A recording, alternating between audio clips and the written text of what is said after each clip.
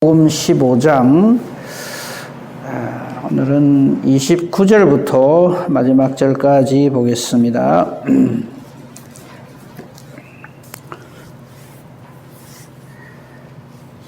마태복음 15장 29절부터 마지막 절까지 보겠습니다. 제가 읽겠습니다. 예수께서 거기서 떠나사 갈릴리 호숫가에 이르러 산에 올라가 거기 앉으시니 큰 무리가 다리 저는 사람과 장애인과 맹인과 말 못하는 사람과 기타 여럿을 데리고 와서 예수의 발 앞에 앉힘에 고쳐주시니 말 못하는 사람이 말하고 장애인이 온전하게 되고 다리 저는 사람이 걸으며 맹인이 보는 것을 무리가 보고 놀랍게 여겨 이스라엘의 하나님께 영광을 돌리니라.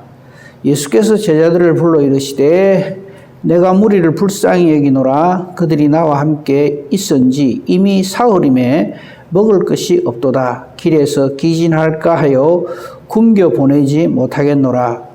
제자들이 이르되 광야에 있어 우리가 어디서 이런 무리가 배부를 만큼 떡을 얻으리이까? 예수께서 이르시되 너희에게 떡이 몇 개나 있느냐? 이르되 7개와 작은 생선 2마리가 있나이다 하거늘 예수께서 무리에게 명하사 땅에 앉게 하시고 떡 7개와 그 생선을 가지사 축사하시고 떼어 제자들에게 주시니 제자들이 무리에게 주매 다 배불리 먹고 남은 조각을 7강주리에 차게 거두었으며 먹은 자는 여자와 어린이 외에 4,000명이었더라. 예수께서 무리를 흩어 보내시고 배에 오르사 마가단 지경으로 가시니라. 아멘. 예수님의 보통 일상적인 그 행적이 기록되어져 있죠. 많은 사람들을 이렇게 연약하고 병든 것을 고쳐주시고, 그 다음에 우리 이미 오병이어의 이적을 봤지 않습니까? 이번에 이제 이것을 이제 칠병이어의 기적이라 그렇게 부릅니다. 우선 이 4,000명을 먹이신 이 사건을 어떤 사람들은 오병이어의 기적과 같은 건데 이렇게 2번을 이렇게 썼다라고 주장하는 사람도 있는데 안에 내용을 보면 다르죠, 그죠? 그렇기 때문에 이게 동일한 사건을 2번 기록한 것이 아니다 하는 것을 우선 우리가 알아야 할 것이고요. 근데 이게 이제 이 말씀, 오늘 읽은 이 말씀을 우리가 전에 여러 가지 이런 이적과 기사를 행하신 그 상황과 근본적으로 다른 것이 하나 있습니다. 그게 뭐냐면요. 어제 우리가 살폈습니다만은요. 그 흔히 말하는 가나안 여자의 그 귀신 들린 딸을 고쳐주신 것. 우리가 흔히 스로보닉의 여인이라 그러죠. 예수님께서는 아주 그냥 평소 예수님의 모습이 아니라 냉담하시고 아주 거절하시고 무시하시고 심지어는 경멸하신 어제 말씀 중에서 그 26절이죠. 고쳐달라고 하니까 자녀의 떡을 취하여 개들에게 던지는 것이 마땅치 않다. 그렇죠? 이런 말까지 하면서 이 이방 여인을 우리가 보기에 아주 홀대하는 것처럼 보였지만 그런 것이 아니었고 엄청난 하나님의 사랑이었다는 것을 우리가 어제 살폈는데요. 그 말씀하고 이 말씀하고 연결해서 봐야 됩니다. 우선 평상시 예수님의 이 이적과 기사를 행하시던 것하고 지금 오늘 우리가 읽은 이 부분에 제일 큰 차이점이 뭐냐면 그전에는 이스라엘 유대인들의 지경이었고요. 오늘 일으킨 이 사건들은 전부 이방 지역에서 행하신 사건이라는 것이 근본적으로 다릅니다. 그러니까 우리가 여기서 알아야 할 건요. 인간의 구원, 우리의 구원 이런 것이 마치 어떤 지역이나 어떤 혈통이나 이런 것이 결정적으로 역할을 한다라고 하는 생각을 완전히 버려야 합니다. 예를 들면 이런 겁니다. 우리 집안은 몇 대째 예수를 믿고 있다. 우리 집안에 목사님, 장로님, 근사님 수를 합치면은 한 초록도 넘는다. 그거하고 구원받는 거하고는 관계가 없다 이겁니다. 수로보니게 여인이라도 가늠하다 현장에서 잡혀온 여인이라도 예수님은 그런 것 때문에 우리의 어떤 던져져 있는, 처해져 있는 상황 때문에 니는 안 되겠다 이렇게 하시지 않는다는 거죠. 가장 극단적인 예가 예수님 십자가 지실 때 강도가 구원을 받아요. 그걸 우리 이 세상 사람들의 논리를 보면 이해가 됩니까? 저 흉악한 강도가 여러분 생각할 수 있는 최악의 극악무도한 사람을 한번 생각해 보십시오. 그 사람이 천국에 간대요. 이해가 됩니까? 어떻게 저런 인간이 이 예를 들어서 세상에 그럴 수가 있겠습니까 싶을지 몰라도 김정은이라도 예수 믿으면 구원받는다 이 말이에요.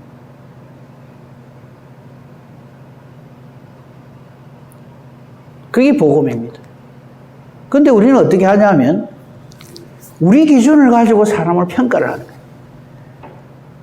저 사람이 어떻게 구원받냐고. 그리고 딸 같으면 어제 우리가 본 이 수로보니게 여인이 그 딸이 구원 얻을 만한 그 어떤 행위도 그 어떤 뭐도 없어요. 딱 하나 예수님 나를 불쌍히 여겨주시오. 요거 하나거든요. 강도도 마찬가지예요. 주의 나라 임할 때 영 아닌 나지만 나를 기억해 주십시오. 이거거든요. 그러니까 우리는 우리의 믿음을 이야기할 때 항상 우리의 행적을 자꾸 얘기하려고 그래요. 나의 됨됨이를 자꾸 얘기하려고 그래요. 내가 이 정도 이랬는데 내가 왜 구원을 못 받습니까? 이런 식이거든요. 예수님 딱 하나 보십니다. 우리 중심을 보시고요. 믿음을 보십니다. 근데 그 외의 것을 우리는 자꾸 보거든요. 그거 아니다는 것을 확실하게 보여주는 것이 오늘 본문 내용입니다. 다시 말씀드립니다. 이 모든 많은 사람들을 고치시다. 오늘 읽은 말씀 29절 처음 시작할 때 많은 사람을 고치시다 이래 돼 있잖아요. 그죠? 아무 생각 없이 읽으면 유대인인갑다, 이스라엘 백성인갑다 이렇게 생각하는데 아닙니다. 이 수로보니게 여인의 귀신 들린 딸이 고친 것은 하나의 열쇠고요. 지금 예수님이 이 일을 벌이신 지역은 이방 지역입니다. 이스라엘 백성들이 아니에요. 그러니까 한번 보세요. 이 갈릴리 호수가 나오니까 이게 이스라엘 땅인 줄 알고 있는데 갈릴리 호수가 있으면요. 이쪽은 이스라엘 지역인 게 좀 건너편은 전부 이방 지역입니다. 두로 시돈 지역이거든요.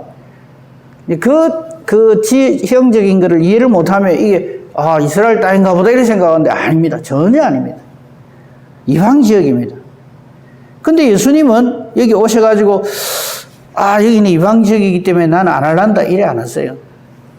하기야 하나님 보시기에 유대인과 이방인의 차이가 뭐가 있겠습니까? 전혀 없죠. 모든 사람이 죄를 범합니다.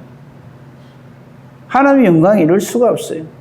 사람이 어떤 것을 가지고 이 지역 사람들은 참 괜찮으니까 구원받고 이거 아니니까 아닙니다. 여러분 우리 부산으로 칩시다. 부산에 예수 믿는 사람이 많죠. 그죠? 하지만 이 중에도 예수 믿는다고 하는 사람 중에도 아닌 사람도 있고요.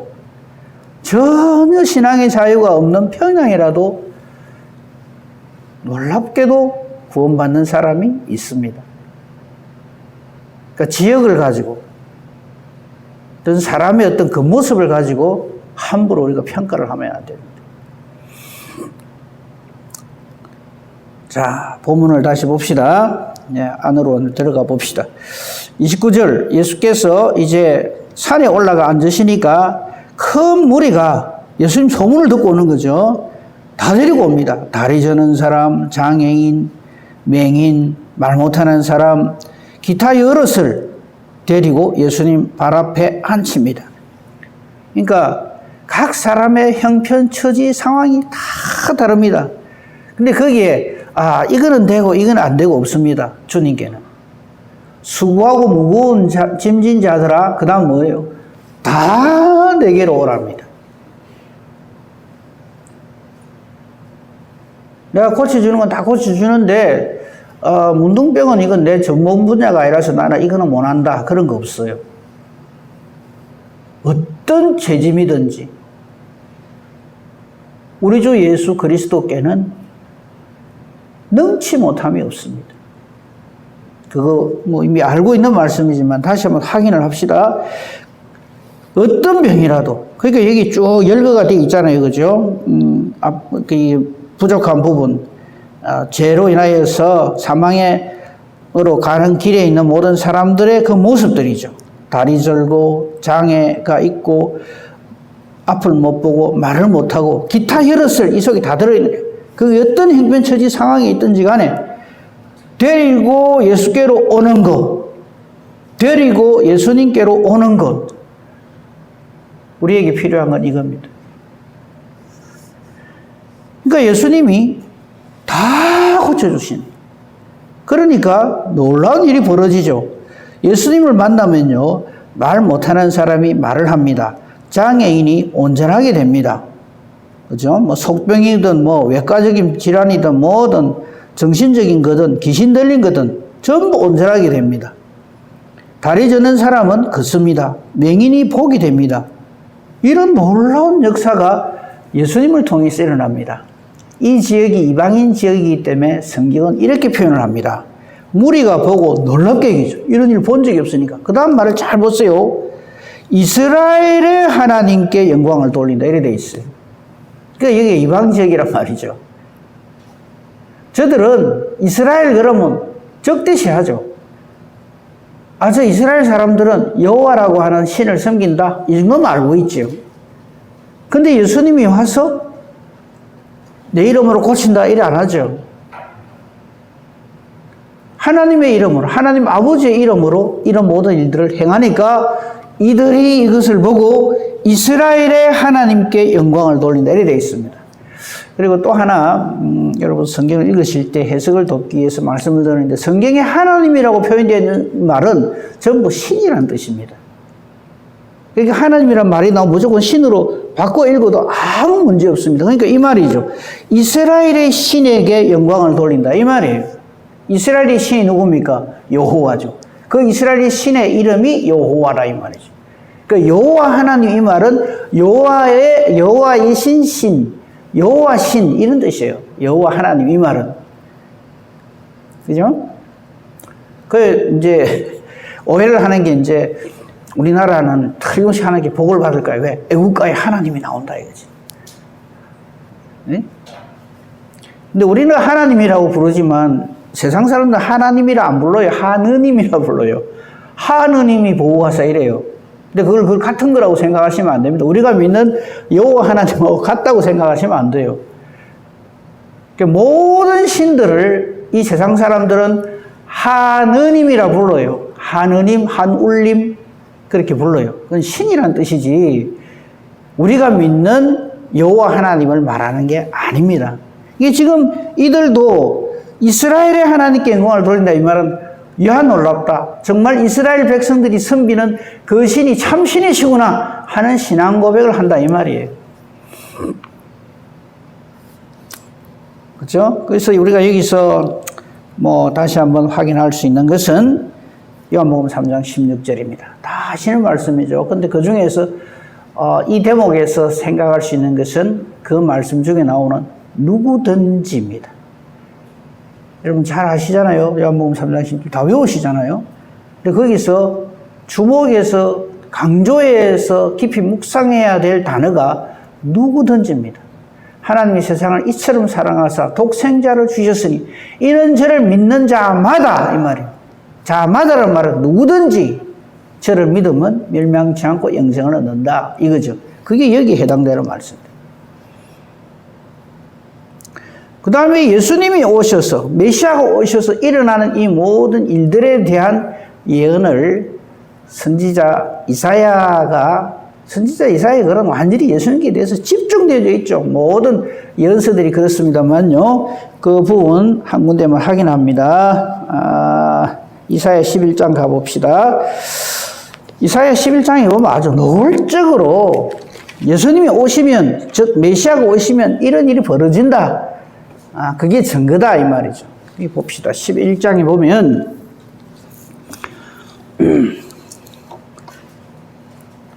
이새의 줄기에서, 이 말은 이스라엘 백성은 다 알아들어요. 다윗의 후손 중에서 이 말이에요.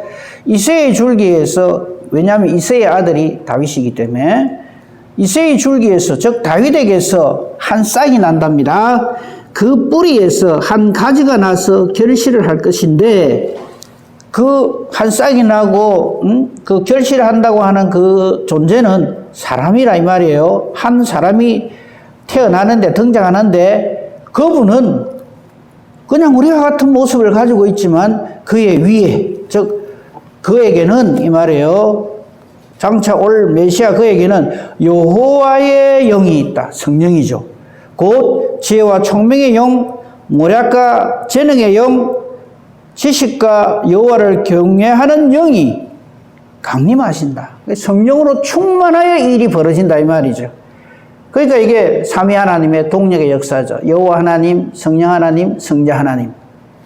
이 오셔가지고 우리를 구원하실 것인데 3절에 보면 그가 여호와를 경외함으로 즐거움을 삼을 것이고 그의 눈에 보이는 대로 심판하지 아니하며 그의 귀에 들리는 대로 판단하지 않으며 우리를 불쌍히 여긴다 이 말이죠. 공의로 가난한 자를 심판하며 정직으로 세상의 겸손한 자를 판단할 것이며 그의 입에 막대기로 세상을 치며 그의 입술의 기운으로 악인을 죽일 것이며 공의로 그의 허리띠를 삼으며 성실로 그의 몸에 띠를 삼으리라. 이 땅의 모든 죄악된 모든 것을 다 심판하시고 정리정돈하신다 이 말이에요.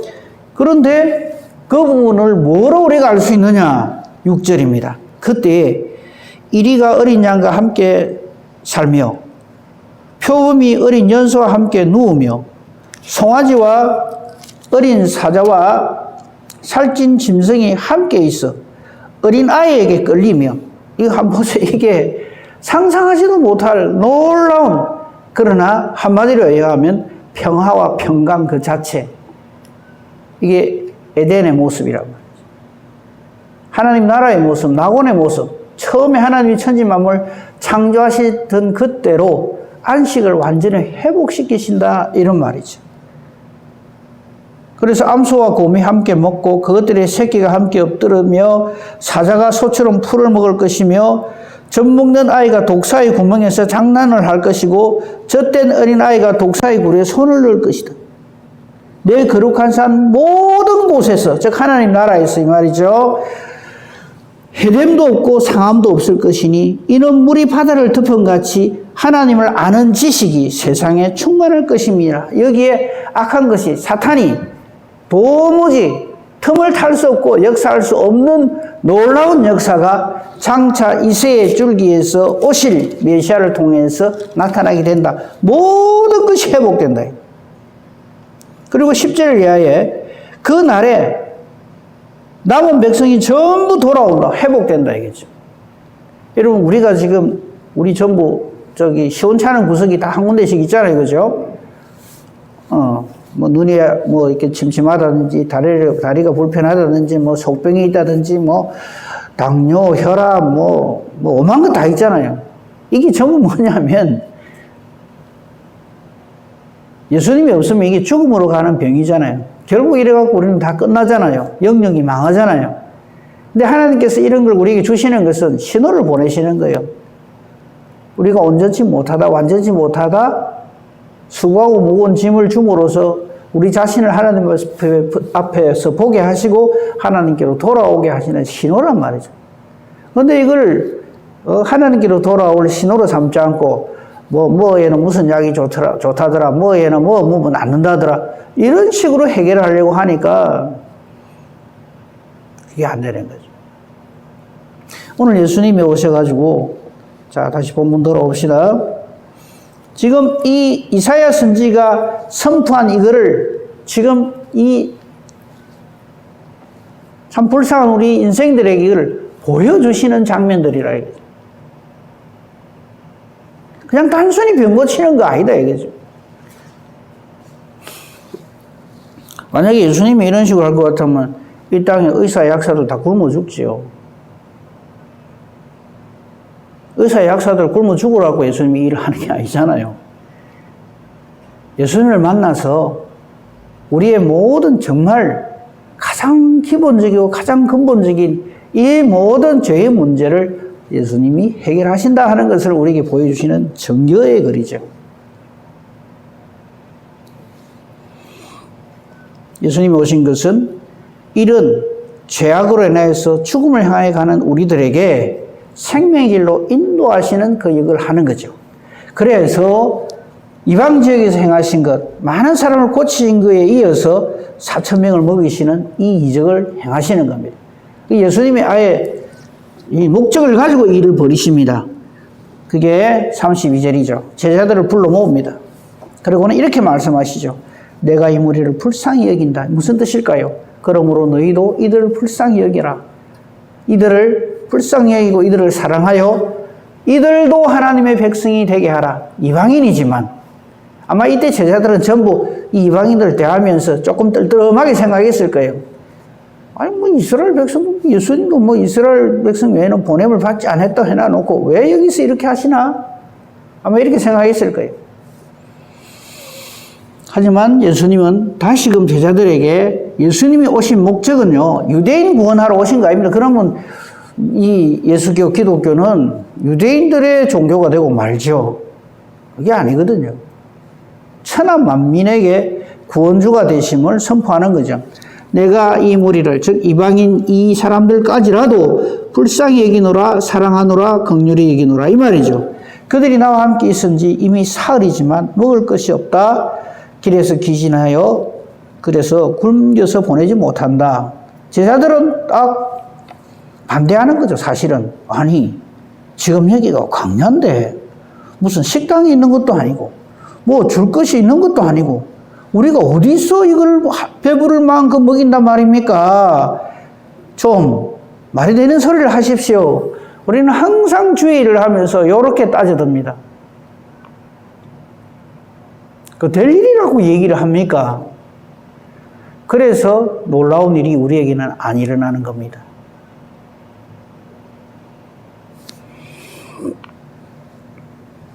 예수님은 물으십니다. 근데 참 제자들이 어리석어요. 얼마 전에 500의 이적을 봐놓고 또 일하거든요. 우리는 놀랍게도 일합니다. 그때는 그때고 지금은 다르다. 이렇게 얘기합니다. 하나님은 언제나 동일하십니다. 오늘도 하나님은 놀라운 창조의 힘으로 우리식으로 본다면 태양을 돋게 하시고요. 바람을 불게 하시고 비를 내리시고 모든 곡물이 자라게 하시고 이 온 우주를 통치하시고 주장하시고 다스려 가십니다. 그거 잊으면 안 돼요. 우리는 맨날 스푸너치도 안 되는 우리 이걸 가지고 뭘 가지고 판단을 하고 하나님이 이렇네 저렇네 하거든요. 예수님은 다시 말씀하십니다. 너희에게 뭐가 있느냐? 떡 7개, 작은 생선 2마리. 와, 전에보다 떡 2개 더 많다, 그죠? 우리는 전에 거하고 비교를 하면서, 야, 그래도 전에보다 여기 더 낫네. 이렇게 생각하고 있어요. 아니, 떡 한 쪼가리만 있어도, 아니, 없어도 돌 가지고 떡을 만드십니다. 아, 돌 가지고 아브라함의 자손도 만드시는데. 근데 우리는 자꾸만 하나님을 우리 요 좁아 터진 이걸로 자꾸 한정을 시켜요.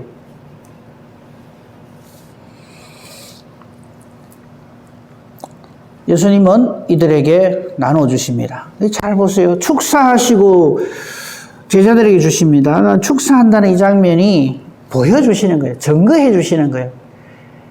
이게 그냥 예수님의 어떤 놀라운 능력으로 되는 뭐 그런 것이 아니라 하나님의 놀라우신 축복이, 하나님의 놀라우신 복이 우리에게 임함으로 이 모든 일이 일어난다는 것을 가시적으로 보여주는 것이 축사하는 거죠. 그죠? 그리고는 그 다음 장면을 잘 보십시오. 제자들에게 주니까 그게 37절에 보면요. 흘러차고 넘친다는 표현이 필요하고도 필요한 만큼 충분하다는 말씀이 이게 여러 번 반복이 됩니다. 거기 보면요. 다 나오죠. 배불리 먹는다는 건 나오죠. 남는다는 말이 나오죠. 7강조리에 차게 거둔다는 말이 나옵니다.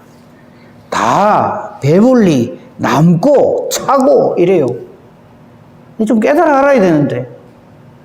근데 우리는 우리 손에 쥔 거 가지고, 예? 이런 표현 죄송하면 땡땡모찌가 재가지고 그냥 내가 아끼면 내가 부자가 되는 줄 알고, 베풀면 큰일 나는 줄 알고, 이 이적을 일으킨 떡 7개, 작은 생선 2마리, 이건 아마 제자들이에요. 애끼 먹으면서 끝까지 갖고 있다가 물이 다 보내고 나면 우리끼리 그래도 여기라도 하자 아마 이랬을 겁니다. 그죠? 그런 사람에게는요, 떡 7개 아니라 700개가 있어도 맨날 쫄쫄 굶습니다.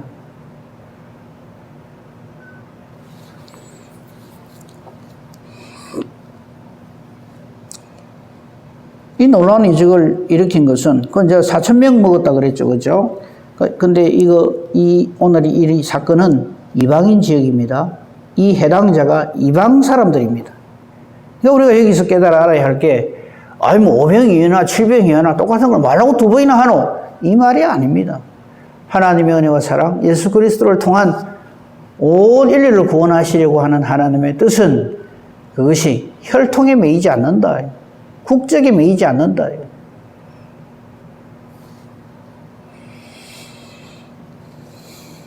누구든지 저를 믿으면 멸망치 않고 영생을 얻는다. 그리고 이 5병이여 7병이여의 이 모든 기적들은 요한복음 6장에 5병에 일으키셨을 때에 예수님께서 선포하신 그 말씀이 동일하게 이루어지죠. 요한복음 6장 5병이여를 일으키신 후에 이 놀라운 역사에 대해서 예수님은 이렇게 선포하시죠. 예수께서 이르시되, 요한복음 6장 35절에 보면, 나는 생명의 떡이다. 내게 오는 자는 결코 줄이지 아니할 터이고 나를 믿는 자는 영원히 목마르지 아니하리라. 이게 어떻게 먹고 마시는 문제입니까? 예수님으로 인하여서 우리가 완전히 회복된다는 얘기죠. 하나님의 백성이 된다는 얘기죠. 요한복음 6장 47절에 진실로 진실로 너희에게 이르노니 믿는 자는 생명을 가졌나니, 예수님을 믿는 자는 생명을 가졌습니다. 왜? 내가 곧 생명의 떡이니라. 예수님이 생명의 떡이란 말이에요. 근데 이 어리석은 바보 같은 사람들은 예수님하고 같이 다니면 굶어 죽진 않는다 이라고 예수를 믿네요. 돈 많이 벌게 해주시는 예수님인 줄로 착각을 해요. 아예 선포를 하십니다. 51절에서 나는 하늘에서 내려온 살아있는 떡이니 사람이 이 떡을 먹으면 영생하리라.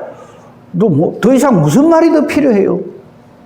내가 줄 떡은 그 세상의 생명을 위한 내 살이니라. 그래서 십자가를 지신다는 거예요.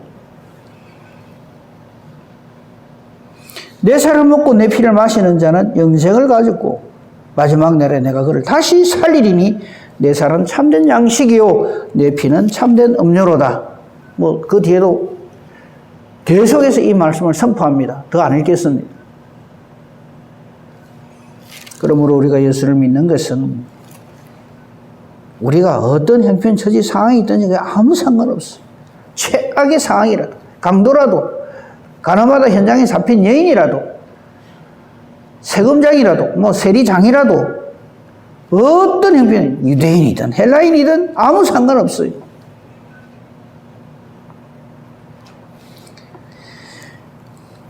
이스라엘 백성들이 볼 적에는 우리 한국 사람들이 구원받을 조건을 가진 사람이라고 생각할까요? 천만에요. 저 동쪽 끝에. 응? 우리는 아브라함의 후손인데 저 사람들은, 이스라엘 백성들은, 현재 이스라엘 유대인들, 유대교 이 신봉자들은 예수를 인정 안 하거든요. 근데 예수 믿는다고 저들이 구원 얻는다고 저런다. 저 사람은 그렇게 생각해요. 저들은 토라, 모세오경 외에는 안 믿거든요. 그러니까 성령으로 이게 하나님께서 역사하시지 않으면 우리는 우리의 울타리에 완전히 우물안 깨구리가 되어서 자기들이 믿는 거 외에는 안 믿습니다.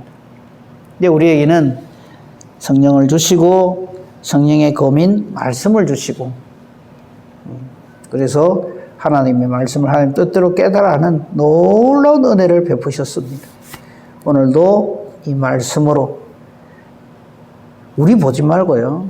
우리는 그냥 엎드리면 돼요. 하나님은 모든 것을 알고 계십니다.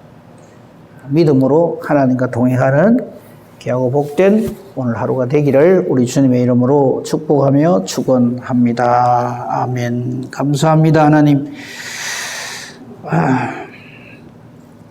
오늘도 말씀을 통해서 내가 바로 이 주님의 구원의 은혜를 누리고 있는 하나님의 사람인 것을 확인하게 해주시니 감사합니다. 말씀을 통해서 내가 바로 이 수로보니게 여인이요, 내가 바로 예수님을 만나서 고침을 받은 이방인이요, 내가 바로 주님으로 인하여서 영육의 풍성함을 누리는 하나님의 자녀임을 다시 한번 확인하는 저희들 되게 해주시니 감사합니다. 오늘도 이 세상을 살아가는데 말씀 떠나지 않게 하시고 성령으로 충만하게 해주시고 오히려 성령으로 충만하여 만나는 사람이 누구든지 간에 예수 이름을 전하는 예수의 증인된 저희들 되게 하여 주시옵소서. 우리 기도하는 것이 나의 소음풀이를 늘어놓고 이래 주세요 저래 주세요가 아니라 어떻게 하면 내가 하나님의 뜻을 따라 살까, 어떻게 하면 내가 하나님께 영광을 돌리며 살까 하는 것이 우리의 기도 제목이 되게 하시고 먼저 하나님의 나라와 하나님의 의를 구하는 자로서 내가 기도하는 것이 하나님의 뜻과 정확하게 일치하게만 해 주시옵소서. 그래서 기도하는 대로 하나님이 기뻐하시며 응답해 주시는 능력 있는 기도 의인의 강구 되게 하옵소서. 범사 대소사를 오직 주님 손에 부탁합니다. 감사하오며 우리 주 예수 그리스도 이름으로 기도합니다.